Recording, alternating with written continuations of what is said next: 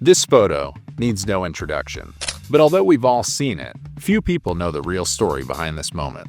Facing the uncertainty of whether it would be their last album, the Beatles had planned to travel to the Himalayas to photograph the cover of Everest, the provisional title of the record. However, pressure from the record label and the complexity of such a distant trip led them to make a simpler decision: to go outside, right in front of their studios, and take a picture.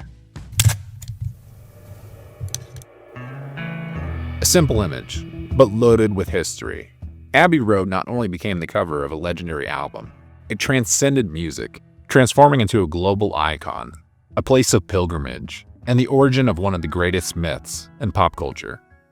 In just 10 minutes, 4 men, on an ordinary street in London, created one of the most iconic photographs of all time.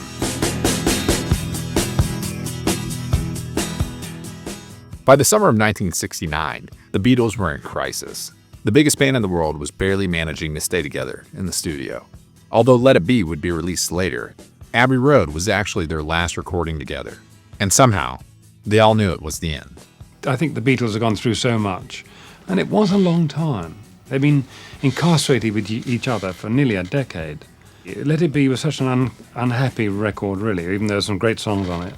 I really thought that was the end of the Beatles, and I thought I would never work with them again. I thought, what a shame to go out there like this. So I was quite surprised when Paul rang me up and said, we're going to make another record. Would you like to produce it? And my immediate answer was, only if you let me produce it the way we used to. And he said, we do want to do that. I said, John included? He said, yes, honestly. So I said, well, if you really want to do that, let's do it, and let's get together again. Towards the end of the album, you start thinking, well, we need a title for this. So you're looking around, you're fishing around. And the engineer, Jeff Emmerich, who is our Beatle engineer who did all the great sounds for us, was smoking cigarettes called Everest. They're like a kind of menthol cigarette at the time. And we kind of looked at that and said, Everest, it's heroic. That could be good for the album. We would sit round, not only for the Abbey Road cover, but for many covers, and we'd sit round and say, we got to go up Everest and, dive off and they can shoot us. Or we got to go to a volcano in Hawaii. We've got to go to the pyramids. Oh, let's walk across the road. I just sort of said, well, look, why not Abbey Road? Because if we did that, we could just run outside. Right. There's a level crossing, as we call it out there, zebra crossing. And we could just stand there, we could get photographed, come back to work. It'd take 2 seconds. Right. I said, and it's not a bad title, Abbey Road.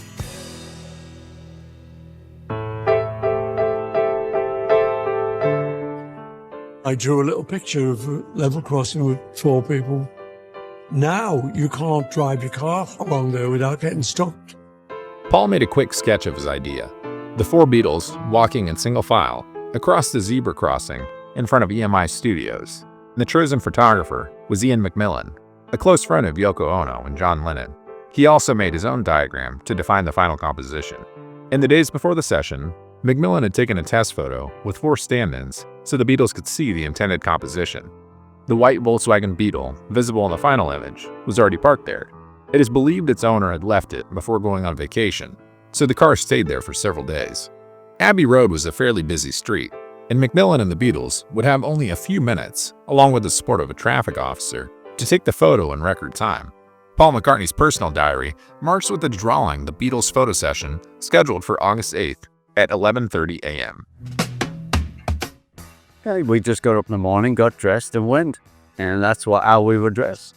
They hadn't slept much before the photo session, since they had worked in the studio past midnight and had reunited in the morning. Paul and John managed to sleep a few hours, since Paul lived nearby, and Yoko and John stayed either at Paul's house or at the Dorchester Hotel, as they were about to move into their new home at Tittenhurst Park, just 3 days after the session. But George and Ringo had to return to their homes in the outskirts of Surrey the night before, and then back to the studio in the morning, so they probably only slept 5 hours each. Ringo was the first to arrive, at 10:15, while the others came shortly after 11, according to the diary of their assistant, Mal Evans. The Beatles wore suits designed by Tommy Nutter, John Lennon in white, Ringo Starr in black, and Paul McCartney in blue. George Harrison, a die-hard fan of denim, and always seeking his own voice, even in the way he dressed, refused to wear a suit. The Beatles elevated Tommy Nutter to the Olympus of fashion fame, and in the 1970s, he would work for Mick Jagger, David Bowie, and Elton John. Nutter gave them that transgressive modern aura loved by so many artists. He also provided something else, a high degree of apparent aesthetic nonchalance.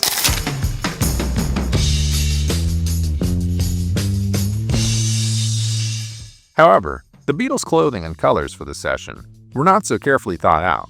The suits they wore in the photo were typical of what they used around that time.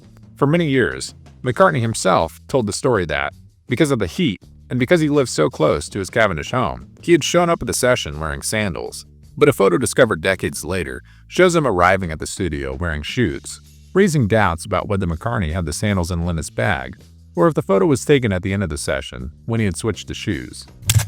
There were 4 angles from which the photos were taken. The first was on the studio stairs, where they were photographed by Lennon McCartney and Mal Evans while they waited for the traffic officers. Alan, Ringo's driver, appears in one of these photos. A picture of Paul and Ringo was published on McCartney's Facebook only in 2012. Impatient with the wait, they decided to begin. Photo 1. The band crosses from left to right in the same order in all 6 shots. John, Ringo, Paul, and George. Behind the studio, a Mercedes starts to leave. John is not looking at the camera, while Paul and George walk half-step. They begin their walk from the Abbey Road studio side toward the opposite end of the street. Paul McCartney still has his sandals in this shot. The white Volkswagen Beetle stays in place throughout the entire session, though the police van has not yet arrived. On the right side, we see a figure identified as the Mysterious Man. Though further back, on the same side of the street, there are 2 more people. One looks directly at the camera, while the other is crouched, rummaging in a bag. On the left-hand sidewalk, a man sits on the wall with his legs hanging down. Closer to the lens, behind the Beetle, 2 women and a girl are visible. Photo 2. Paul keeps his sandals on while coming back, but he leaves them on the sidewalk for the rest of the session. The Mysterious Man returns, but this time he is alone on the right sidewalk. The 2 people from the right side in the first frame are gone. Meanwhile, the man sitting on the left wall is now joined by a man in a white shirt and a woman with a parasol. Photo 3. Crossing left to right again, this time with wide strides, but the band is too far left. Traffic has begun to back up. A taxi, 2 vans, and a double-decker bus are waiting. Paul is now barefoot. The Mysterious Man has moved from his position in the second frame and now shares the sidewalk with a woman in a red sweater looking at the camera. On the left-hand sidewalk, near the Beetle, a young woman in a purple top appears for the first time. She is seen in 3 of the 6 frames, 1 fewer than the Mysterious Man. Just behind the Beetle, a black delivery van stops, visible in frame 4. You can also see the left arm of the van's driver standing behind it. Photo 4. Paul, Ringo, and George walk from right to left while the traffic is already passed, although the bus seems to stop. The question arises, is it the same bus from the previous frame? The Mysterious Man is not present, but another man in a white shirt walks toward the camera. On the left, the girl in the purple top is clearer, this time in motion, and 2 of the 3 decorators who appear in the original cover are visible. Photo 5.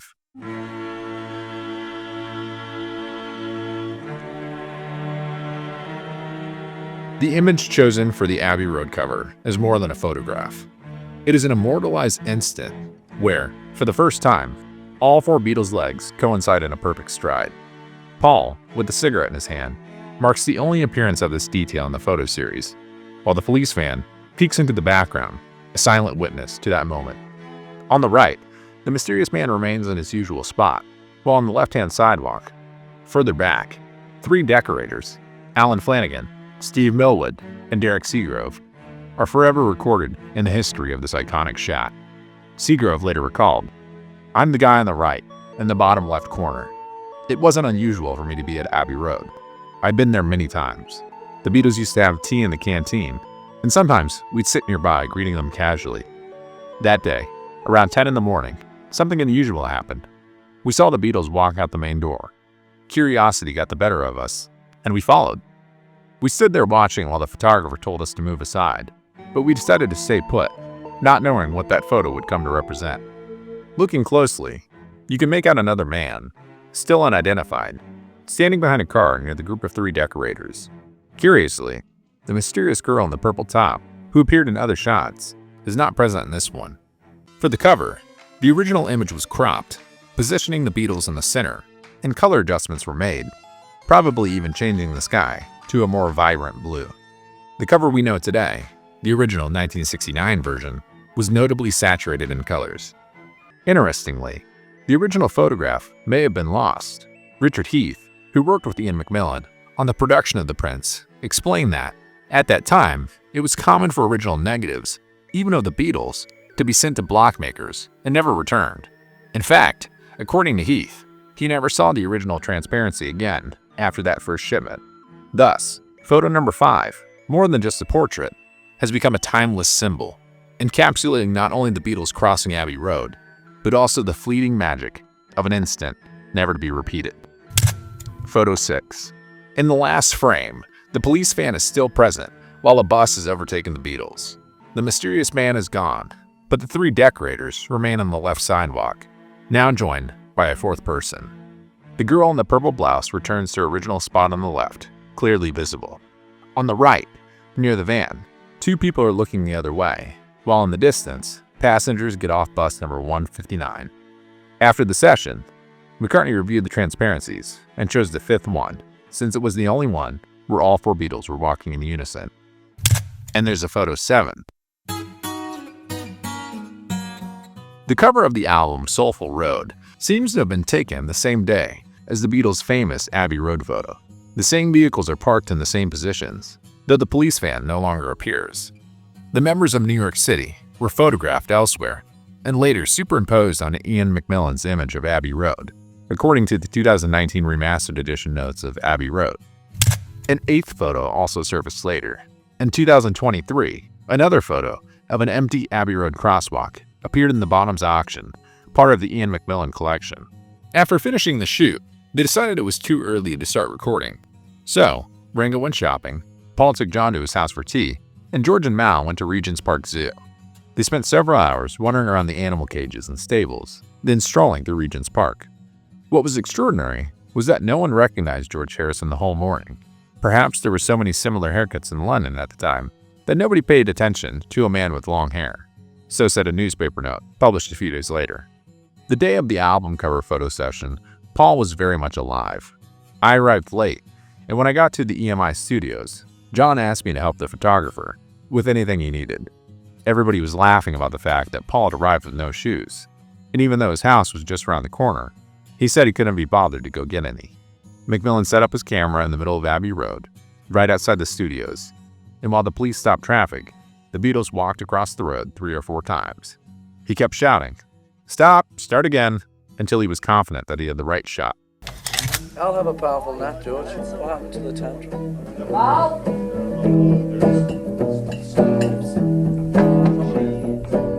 When the session ended, McMillan asked Anthony Fawcett, John Lennon's assistant, to drive with him along Abbey Road to look for the best street sign.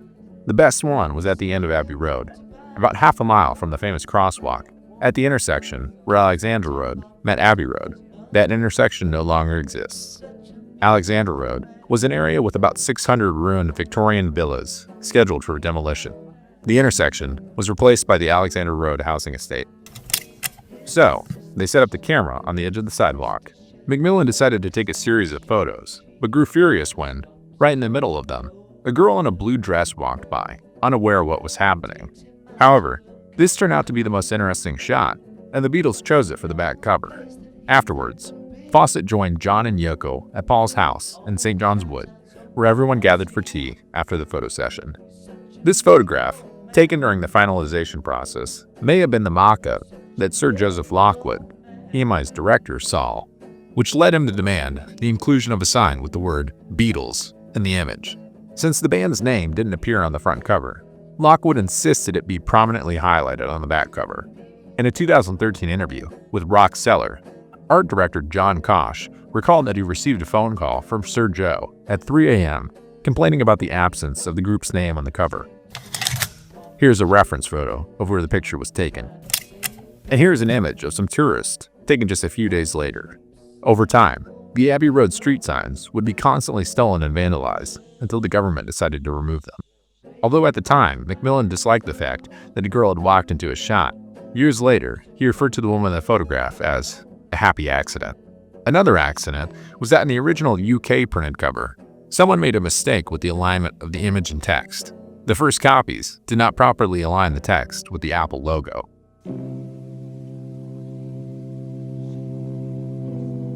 Linda McCartney and Mal Evans were present during the Abbey Road photo session, capturing many images that probably still haven't been published. However, several of those photos are available. Their perspective helped complement the imagery of what that session was like. To help place the shots, here is a current aerial view of the Abbey Road crossing, with 3 key photo locations marked. Location 1. Some photos were taken from the steps of Abbey Road. Although we don't know if they were before or after the main session, it's more likely they were taken at the start, while waiting for Macmillan to set up his ladder or for the police to stop traffic. After the session, it's unlikely they would have wanted to remain outside the studio. Location 2. In this location, the Beatles are standing near the wall. In one of the photos, Ringo is picking his nose and Paul is wearing sandals, indicating this shot was taken before Macmillan's photo 1. In this picture, you can clearly see Paul's sandals under the jacket on the wall next to George. Linda's bag is also there. In this photo by Linda, Paul is still wearing his sandals, so this was immediately before Macmillan's photo number 1, with a similar traffic situation. Among all these images, this picture stands out, taken just before the cover photo. Location 3. Here we find photos taken after the Beatles had crossed the street at least once and stayed on the other side, waiting to return. The perspective is almost the same as Ian Macmillan's, and in them, you can see several passerby, some with cameras. Mal Evans appears sitting on the wall between Paul and George. The mystery man is also visible. In one of the images, a woman in pink is chatting with the boys, while George and Mal remain seated on the wall. In another, Paul poses for Linda while she photographs him.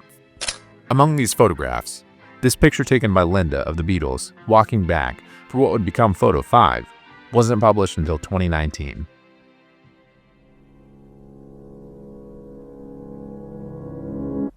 The idea was to walk across the crossing, and I showed up that day with sandals, flip-flops, and so it was so hot, and I kicked them off and walked across barefooted.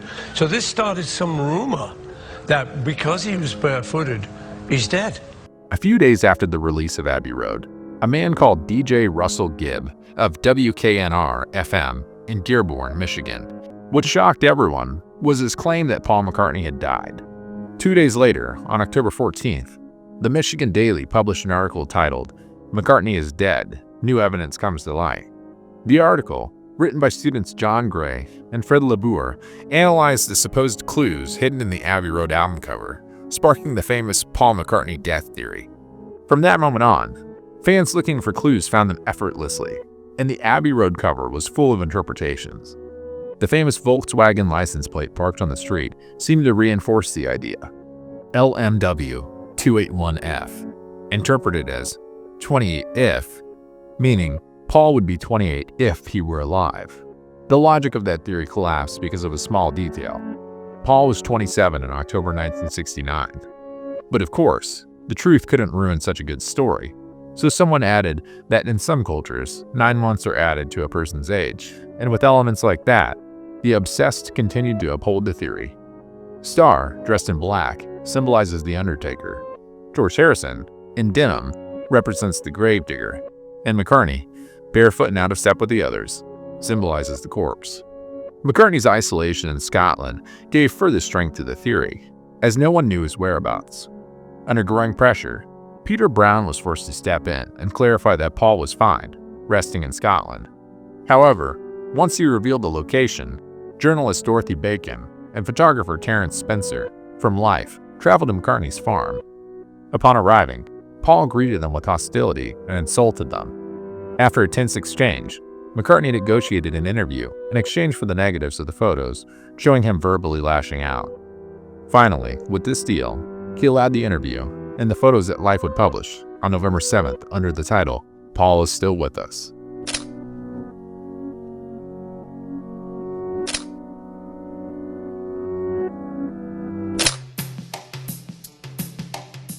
As a parody of the famous theory, Paul McCartney recreated the Abbey Road cover in 1993 for his album Paul is Live, a live record from his tour that year. At the time, a film director was planning a movie about the 1969 rumor that Paul is dead, which led McCartney to choose the title, Paul is Live. Since the original Abbey Road cover had been central to the conspiracy theory, interpreted by believers as a clue to his death, Paul decided to recreate it. To do so, he hired the original photographer, Ian McMillan, who had captured the iconic 1969 image. The photo session took place on July 22, 1993. However, after reviewing the new photos, Paul noticed the location had changed too much, so he opted to create a version using the original images and superimpose himself over the Beatles, also jokingly changing the Beatles' license plate to 51 is. Paul McCartney would, in fact, be the Beatle who returned to Abbey Road the most. Part of his solo work, as well as his work with Wings, was recorded in those studios. He also crossed that famous street many times, though not always with a camera around. In the 1970s, he took a photo there with Linda and his horse. In 1985, he returned to the Abbey Road crosswalk for the Spies Like Us music video, in which he appeared with Chevy Chase and Dan Aykroyd crossing the street in the final scene. For that occasion, cars similar to the ones in the original cover were parked, though it was filmed at night. In 2018, McCartney returned to the crosswalk so his daughter Mary could photograph him while promoting his album, Egypt Station. In a recent interview, Paul shared an anecdote about that Abbey Road crossing. This Halloween, we'd been to a Halloween party at my daughter Mary's, and I had this amazing werewolf mask that scared the little grandkids, and I had to take it off for them. But anyway, so I'm going home, and I've still got this big mask on, and we go to the crossing. So I just say, oh, we gotta do it. And it's like, it's 11 at night, and so I stop, and Nancy, my wife, I said, come on, we gotta do it. So she gets her phone, and we're holding up the traffic, but I'm there, the werewolf thing, and this guy looking very annoyed. In February 2008, it was reported that Paul Cole, a Florida resident who had been photographed next to the police van on the famous Abbey Road cover, had died at 93. But was he really the man in the photo? In 2004, Paul Cole gave several interviews in which he explained that, at the time the photo was taken, he was waiting for his wife, who was visiting a museum on Abbey Road. During that time, Cole chatted with the driver of a police van, and shortly after realized the police were there for a special occasion. Looking at the Beatles, he described them as a bunch of nutcases, commenting that back then they looked very radical. In London, people didn't go barefoot, he said in his account. However, the story didn't fully add up.